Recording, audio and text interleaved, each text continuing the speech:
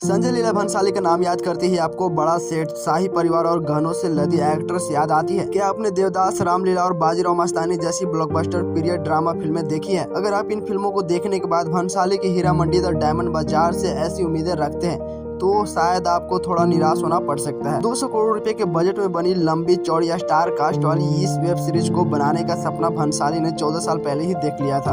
अपने इस एक्साइटमेंट को उन्होंने सच तो किया, लेकिन उस एक्साइटमेंट में वो कई छोटी छोटी कमियों को नजरअंदाज कर बैठे। हीरा मंडी द डायमंड बाजार में 8 एपिसोड है, जिनमें लाहौर की शाही महल के पीछे मौजूद उस मोहल्ले की कहानी को दिखाया गया है, जहाँ उज्बेकिस्तान और अफगानिस्तान की लड़कियों को उठाकर लाया जाता था और उन्हें नाचना गाना सिखाया जाता था। इन तवाइफों के डांस को देखकर मोहल्ले के कई नवाब आकर अपना दिल बहलाते थे। अंग्रेजों के समय में इस मोहल्ले को हीरा मंडी बाजार ए हुस्न का नाम दिया गया था। हीरा मंडी द डायमंड बाजार की कहानी शुरू होती है 2 तवाइफ बहनों से, जिनके नाम रेहाना और मलिका है। बड़ी बहन रेहाना शाही महल की सरपरस्त है, तो वो अपनी छोटी बहन मलिका से उसकी औलाद छीन लेती है। वहीं मलिका अपनी बहन रेहाना से उसकी जिंदगी और शाही महल की गद्दी दोनों की विरासत आगे बढ़ाती है और पहुंचती है अगली पीढ़ी में, जहां फरदीन खान और आलम बेग तक। इसके बाद खेल शुरू होता है साजिश और बगावत का।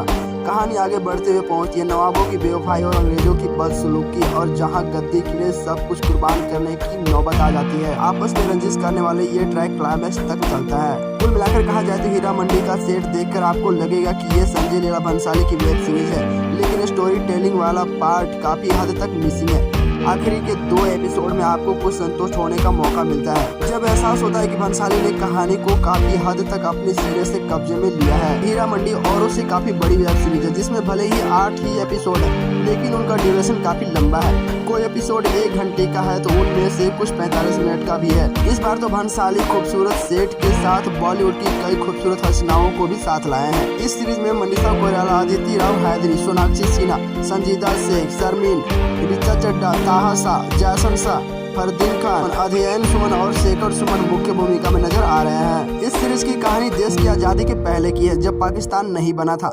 लाहौर की सड़कों पर भारत की आज़ादी के नारे जोर शोर से लगाए जा रहे थे।